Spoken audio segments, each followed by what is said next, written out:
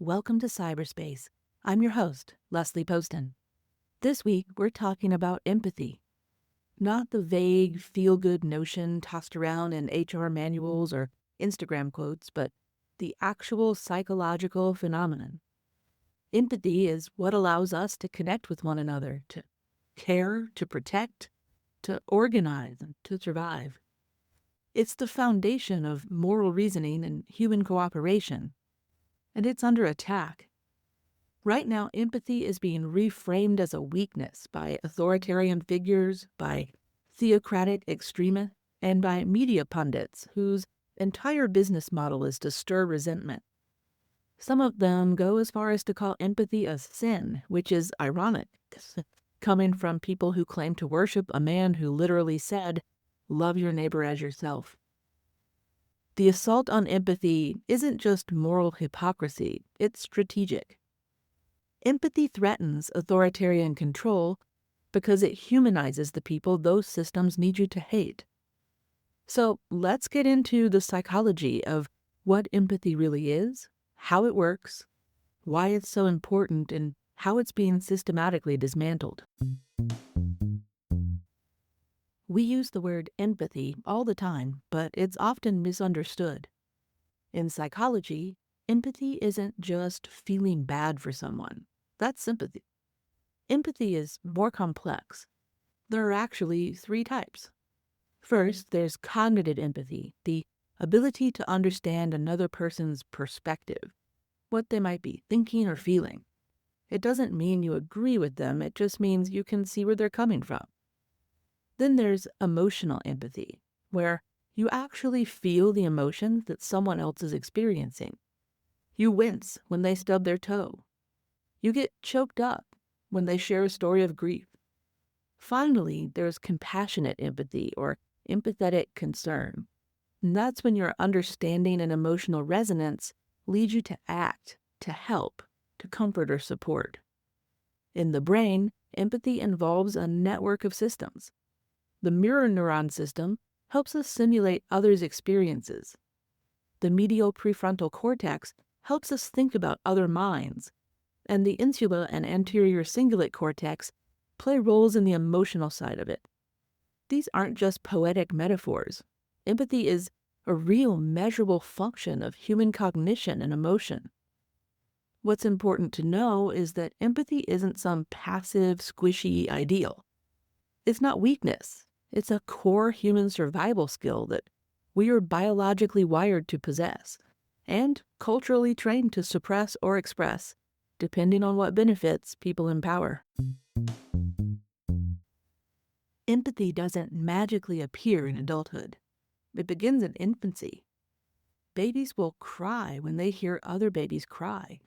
This is an early, primitive form of affective resonance. As children develop, so does their capacity to recognize others' emotions, take different perspectives, and eventually act on that awareness in moral ways. This development doesn't happen in a vacuum.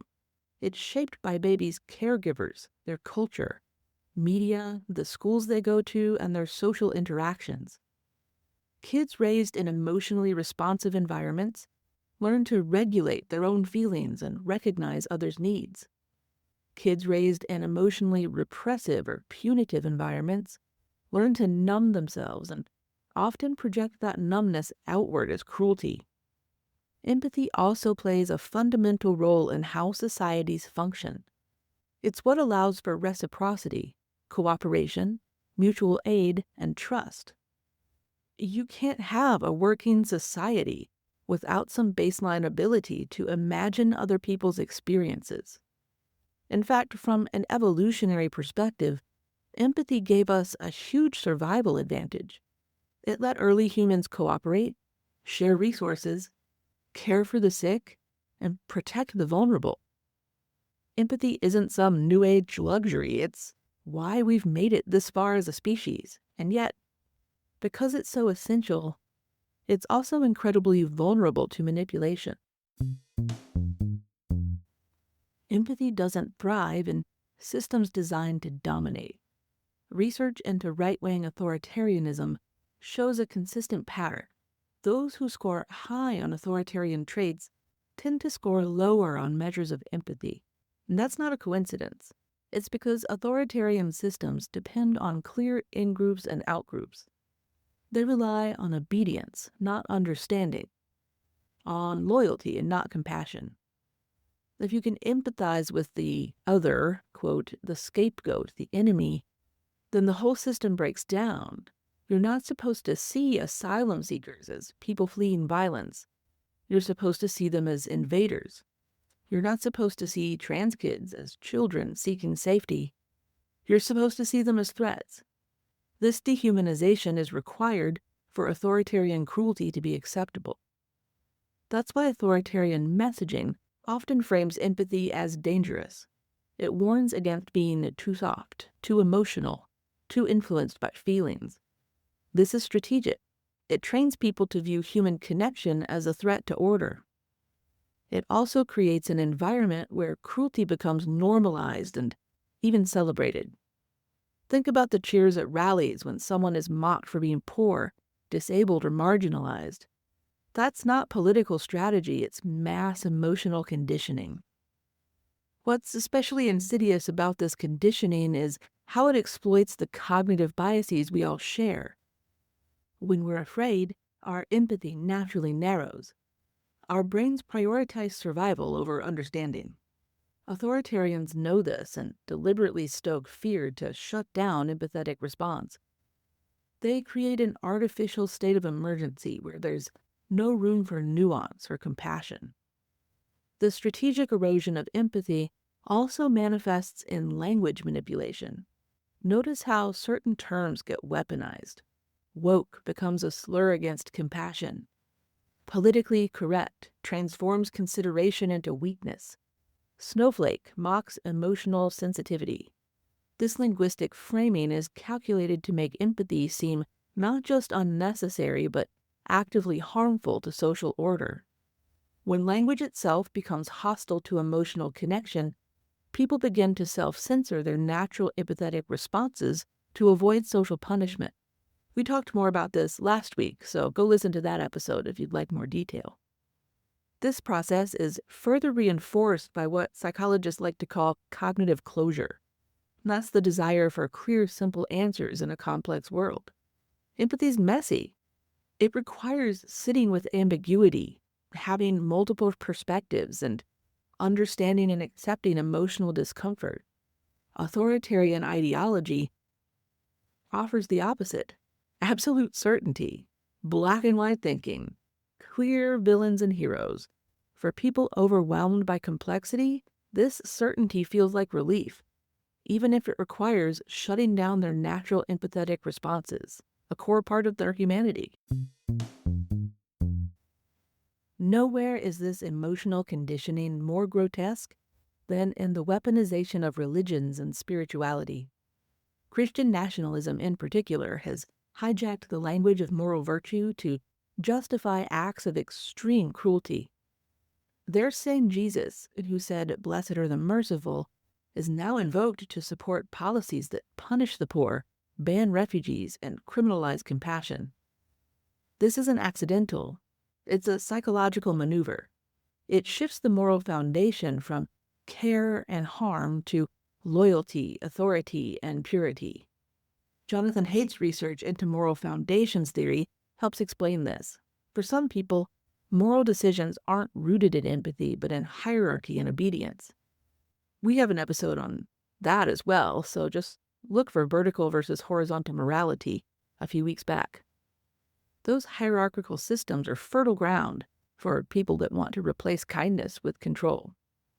In this framework, empathy is framed not only as weakness, but as sin. Helping the wrong person becomes a betrayal. Loving the wrong neighbor becomes an act of rebellion against divine order. And so cruelty becomes a kind of religious performance, a way to prove belonging to the in-group through exclusion and harm to the out-group. And that's not Christianity, that's Christofascism. And it's devastating people's ability to care. The theological distortion required for this shift is profound. If you are a Christian, I am not, but if you are, the Jesus of the Gospels repeatedly violated social boundaries to show compassion, touching lepers, speaking to Samaritans, defending women accused of sexual impropriety. He explicitly challenged rigid interpretations of religious law that harmed vulnerable people. Yet contemporary Christian nationalism presents a version of this faith where protecting boundaries matters more than crossing them to show kindness. What makes this notably effective as a psychological weapon is how it creates a moral cover for dehumanization. If you can frame cruelty as divine justice, you can bypass normal empathetic restraints. You can sleep at night while supporting policies that cage children or deny health care to the poor because you convinced yourself that your cruelty is actually a form of tough love, or worse, God's will. This isn't just theological error, it's emotional manipulation on a massive scale. As empathy is devalued, something else takes its place: spite. Spite is one of the most dangerous social emotions. It's not just indifference to others' suffering, it's the desire to make others suffer even if it hurts you too. You can see this in the rise of, quote, own the libs politics, where the goal isn't to solve problems but to humiliate others. And conversely, you can see it in the FAFO politics that we're seeing from Democrats to the MAGA Republicans right now. It works both ways. You see it in policies that make life harder for marginalized groups, even when they don't materially benefit the people pushing for them. Denying health care, banning books, restricting rights, these things don't help most people, but they do scratch an emotional itch, punishing people who are different. Spite flourishes when people feel powerless. It gives them a twisted sense of agency. They think, if I can't be safe or prosperous, at least I can make sure someone else suffers. That mindset spreads like a virus, and it's fatal to a democracy, because a democracy depends on shared humanity. We're seeing a cultural shift from asking, what do others need, to how can I make others pay? And that's not just sad, it's unsustainable. The psychology of spite has been studied extensively, and what's interesting is how easily it can be triggered. In economic games, people will often accept personal losses just to ensure others lose more. This isn't rational from a self-interest perspective, it's emotionally driven, and it's becoming a dominant force in our politics. What makes spite exceptionally dangerous is that it's self-reinforcing. Once spite becomes a cultural norm, it creates reciprocal hostility. Those targeted respond defensively, which confirms the initial negative beliefs. This makes a feedback loop of mutual antagonism that's incredibly difficult to break. Each side feels increasingly justified in their contempt. The media ecosystem worsens this dynamic by rewarding performative cruelty with attention and social currency. Online platforms amplify the most emotionally provocative content, creating incentives for ever more extreme displays of dehumanization. What begins as political disagreement morphs into existential hatred, and at that point, democracy itself becomes impossible because you can't share power with people you no longer see as fully human. Psychologists have identified a phenomenon called social dominance orientation, a personality trait measuring one's preference for hierarchy and dominance in social systems. People high on this trait are more likely to engage in spite-driven behaviors, especially when they perceive threats to existing power structures. They're not just indifferent to suffering, they actively support policies created if those policies maintain hierarchies they value. This explains why some voters consistently support policies against their economic self-interest. They're not confused about what benefits them financially. They're prioritizing status protection over material gain. The emotional satisfaction of maintaining hierarchy outweighs the practical benefits of cooperation for them. This is a dangerous trade-off that authoritarian movements exploit masterfully. The good news is that empathy isn't fixed. It can be cultivated and rebuilt. Programs like Roots of Empathy, for example, used in schools around the world, show us that even young children can develop stronger empathetic skills when they're given the tools and emotional models. Restorative justice circles in schools and in courts have also shown powerful results in creating emotional understanding across conflict lines. Narrative is another powerful tool. Neuroscientist Paul Zach's work shows us that stories, especially those with emotional arcs, stimulate oxytocin production and help people connect with others' experiences. When we consume stories with depth and vulnerability, we feel more connected to the people in them and, by extension, people in our own lives. Importantly, empathy can be modeled in everyday life. When we refuse to dehumanize others in conversation, when we interrupt cruelty instead of letting it slide, when we listen without needing to fix or to dominate, we're building social empathy circuits in the people around us. And neuroscience confirms these circuits are plastic. They can atrophy, but they can also regenerate. What's fascinating about empathy from a neuroscience perspective is that it operates on multiple levels simultaneously. At the most basic level, where mirror neurons fire when we observe others, creates a simulation of their experience in our own minds, but higher level perspective taking requires executive function, the ability to mentally step outside ourselves and imagine another's reality. So this means empathy involves both automatic, unconscious processes and conscious, deliberate ones. This dual nature is actually great news for empathy restoration. Even when unconscious empathetic responses have been suppressed through cultural conditioning, we can consciously practice perspective taking. With time, this practice rebuilds the neural pathways that make empathy feel natural again. It's similar to physical therapy after an injury. With consistent exercise, function returns. Research on prejudice reduction supports this. Meaningful contact between groups, collaborative projects with shared goals, and perspective-taking exercises all show measurable effects in reducing dehumanization. Even brief interventions can create significant shifts. For example, studies where people were asked to write about the world from another person's perspective showed immediate increases in empathetic concern and reductions in stereotyping. This suggests that while the assault on empathy is real and dangerous, it's not irreversible. Empathy can be deliberately cultivated through both individual practice and institutional design. Schools that incorporate social emotional learning show measurable improvements in students' empathetic abilities.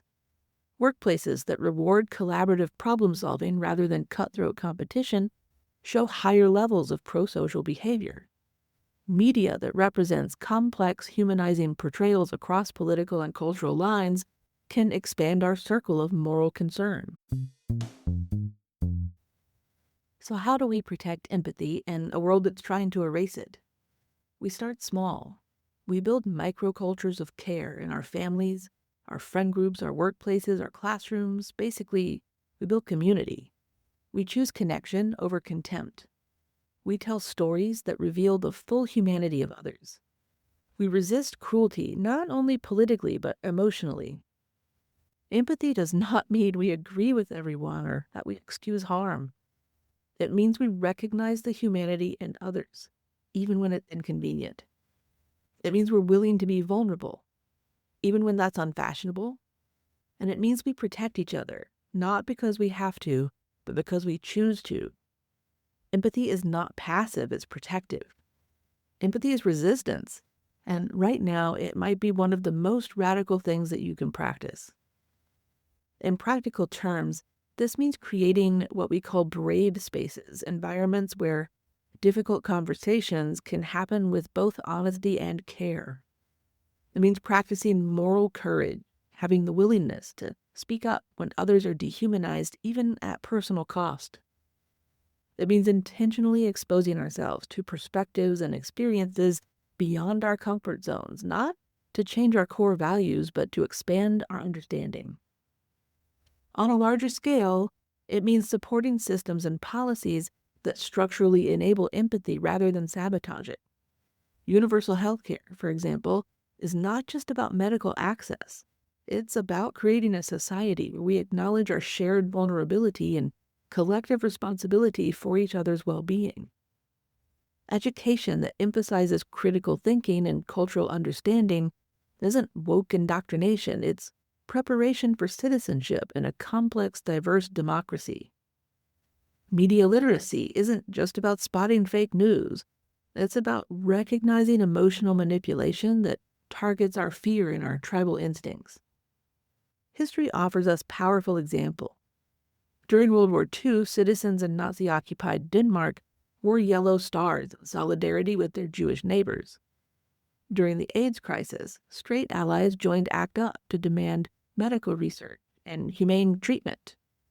During Jim Crow, white students joined freedom rides, despite violent reprisals. And there was even a White Panthers created to support and amplify what the Black Panthers were doing that's not really well talked about. And these weren't just political acts, they were empathetic ones.